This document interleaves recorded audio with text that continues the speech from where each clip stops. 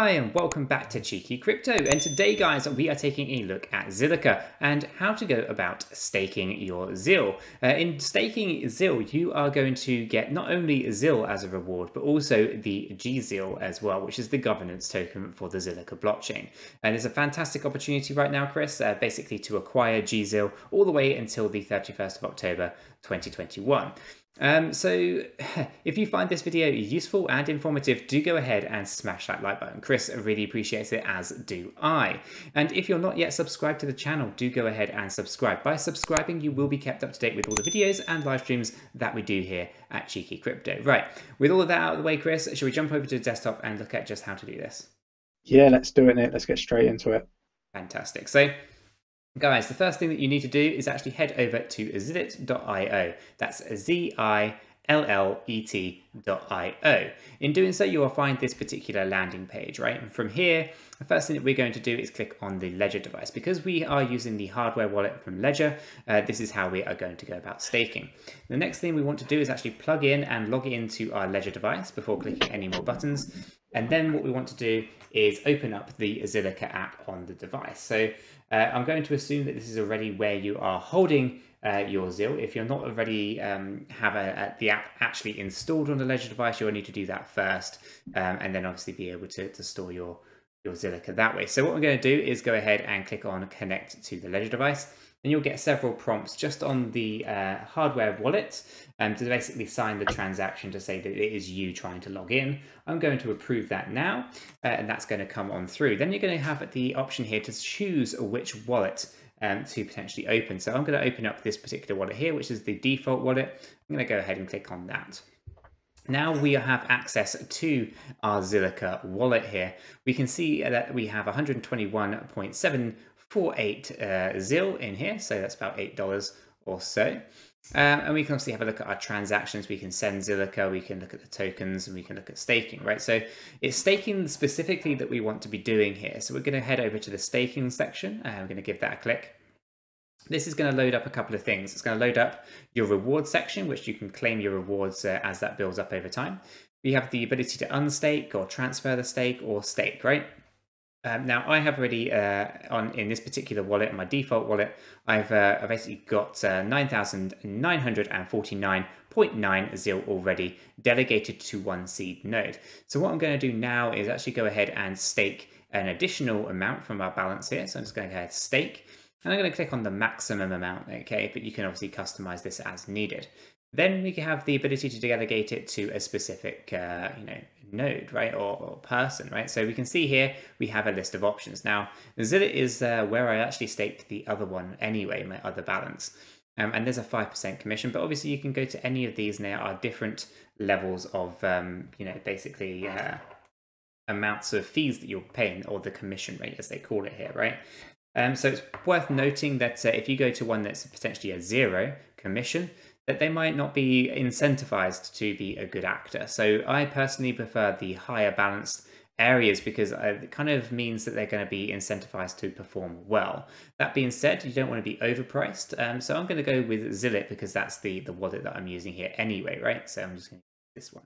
Then I'm going to go ahead, minimum that you're allowed to stake here is 10 ZIL. Okay, and obviously I've just clicked on the maximum, which is 71.748 Zilliqa. So what I'm going to do is go ahead and click on stake. Now at this point, I'm also going to get the prompt to sign the transactions to allow me to stake, right? So I'll go back to the hardware wallet, the Nano X, and it says I need to sign the transaction. It gives me the transaction details, which you'll see on the screen. And I'll be able to basically go through and approve them. Once I click sign, that will then go back through and it will say that the transaction has been sent. I can obviously go and check that on the Explorer, or I can just click on OK, I got it. So I'm going to go ahead and click on OK, I got it. And basically now that is in the transaction section over here. So from here we can see that I am going to stake it. There was obviously a fee that was associated with this. So we want to obviously track how that progresses all the way through. We can click on this and it will load another page where it shows us the transaction and everything that is kind of going on here.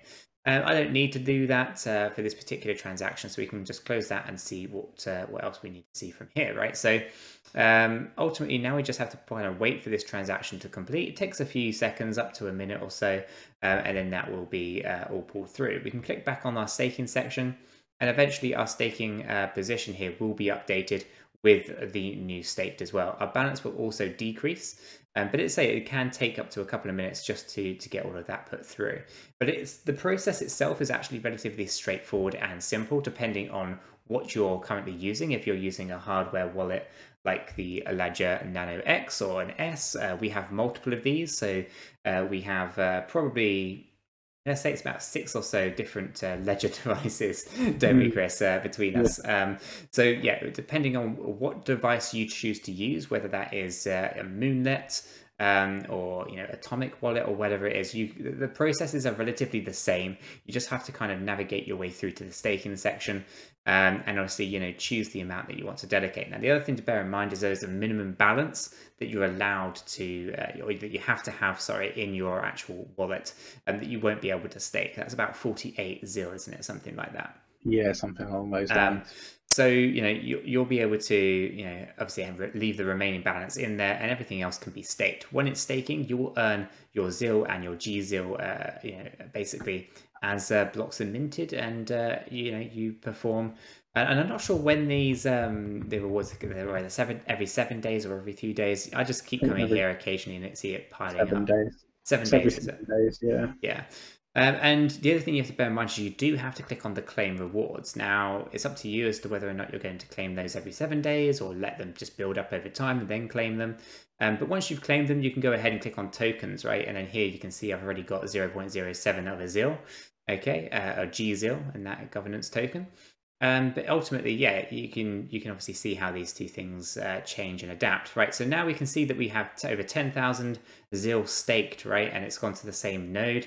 Our rewards obviously haven't changed. Now, our balance still shows 121, but we can go ahead and refresh that. That brings it down to that 48 that we spoke about earlier. Other than that, it's very, very simple, and it all depends on what kind of wallets that you're using as to how you do it. But ultimately, the process is incredibly similar. So what I'm going to do is I'm just going to log out of this one, and takes us back to this main page. Some of these wallets that you can use with Zilliqa.io are private key, not secure method, obviously, as they kind of give you these indications. A key store file, again, not a very secure, a little bit more secure than a private key, but not as secure. And obviously we have this one in the phrases. We have ZIL Pay, which is another fantastic wallet to use. Moonlet, I tried to get this one working. It works on my phone, not a problem. But I'm having problems connecting it to my Google Chrome extension up here, right? So the Moonlet, extension doesn't necessarily work very well with this. At least I've been unable to get that to work. But the Ledger device works incredibly well, and that's the one that I would prefer to use anyway. And hopefully a lot of you guys are already using hardware wallets rather than warm wallets. And if you're using a Ledger device, then you won't have any problems. And then obviously you also have Google here as well. So yeah, lots of different ways to go about doing it, Chris. It's quite simple, simplistic. And I personally haven't had any issues. Have you? No issues whatsoever, Nick. Easy. Fantastic. So guys, if you found this useful, informative, do go ahead and smash that like button. Chris really appreciates it. I really appreciate it. And I like to think that you all appreciate it too.